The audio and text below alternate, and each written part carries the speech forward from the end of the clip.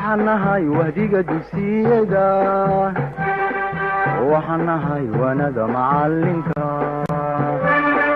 وحنهاي وهديك دوسيدا وحنهاي وانا معلمك.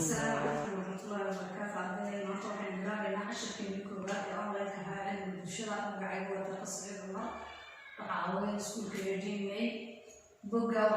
وصل واحد سنتين بوجا بقوليه صد بقوليه نحية صدم بوجا نعيد بالشرع عشان كنا نروح على كوسة سي هاي صبابي والصبابي إذا وحياري وكيني لبادي تجاربين أديك صبابي تجارب كي كل هذا أديك أخذ مساق على ما خير صبابي تجارب كي بالليل بس تجارب كي كل هذا أديك روح على وقت وقبل لا ما يكون سجال بقولي آخر يتمنى يكون سبحان الله ما يكون سجال بقولي سجل يتمنى وقت هذا يقول الحياة فرصة الوضع وحنا المدينة ضيعكم وهي أنا سعودية أنا مدينة سعودية وحاكم بالبري عم سوى عليه دور الصلاة على فرضها صباح هذه وحكم لها ممكن سوق على المنطقة إصباحي سجد ضيعك يكون إصباحي سجد كالدوناء دولته يو أي سمستين وحكم لها تلاقي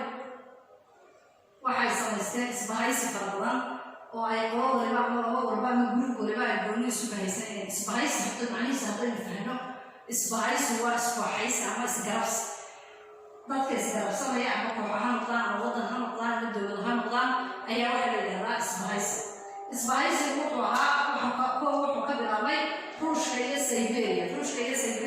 ahayd waddan oo isku group oo dhinac ka soo wada jeeda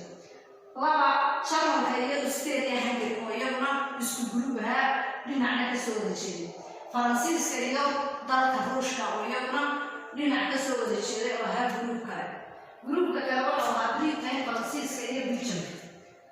gruubka kale wixii xigaana wuxuu ahaa japan iyo britain marka waxay arkaysaa in waddanka waddanka ingiriisku uu dalo dhowr sano japan oo kale uu marna noqonayo gruub isagoo marba dantiisu halkay ku jirto eegabaya qodobka labaad ee dhaliyay dagaalka waxaa ka mid ahaa dhulboob wadamada ama dalalka yurub mid kasta waxa uu doonayay inuu qabsado dhul aad u ballaaran si uu u helo hanti wadamadu dhulboobka iyo amnaha wadeen waxay uga jeedeen inay sidee u heli lahaayeen qof dal waliba u heli lahaa hanti dheeraad ah ama u heli lahaa waxyaabo fara badan oo isaga u gaara si ay taasi ugu hirgasho dowladaha yurub waxa ay bilaabeen hab siyaasadeed oo loo yaqaanay dhulboob habkaas siyaasadeed waxa uu hab iyagu ay iska dejisteen ama hab iyagu iska kaashanayeen si ay u helaan wadamo gurbada isbahaysteen gurub waliba uu helo dalka kale ama wadamada kale uu ka noqdaan gurubka kale uu uga dhul badsado ama uga hanti badsado taas oo sababtay in dowladaha reer yurub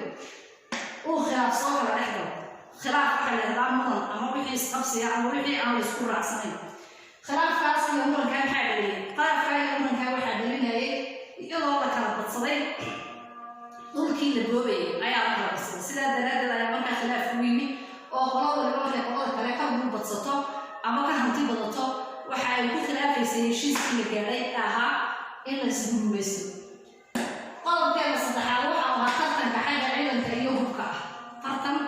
ciidanka xagga ciidanka iyo hubka 1914 waxaa yurub hoggaanka xagga hubka iyo awoodda iiraan waxa u qabtay dalka jarmalka markii uu bilaabayay dagaalka koowaad ee adduunka 1914 xagga ciidanka iyo hubka waxaa ugu horreeyay ama waxaa hoggaankooda hayay waddanka jarmalka dowladda jarmalka iyo dowladda ingiriisku waxa ay sidoo kale waxay awoodeeyeen ciidamadoodii badda waddanka jarmalka iyo waddanka ingiriisku waxay awoodeeyeen ciidamadoodii badda si ay ugu helaan dagaal ama haddii dagaal dhaco ama ay doonayeen istiraatiijiyad kale oo aan xagga beriga ahayn oo ay ka heli karaan hanti ama ay ku badsan karaan wixii ay markaa iyagu doonayeen sababtoo ah waddanka ingiriisku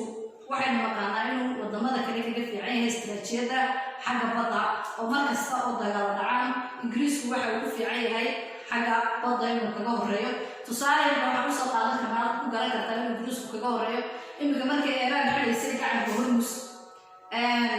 ingiriisku waxa uu diray ciidamo badan oo xagga badda si ay u ilaaliyaan gacanka halkaa waxaynu ka fahmaynaa waxaynu ka garanaynaa inuu ingiriisku wadamada kale oo dhan kaga horeeyo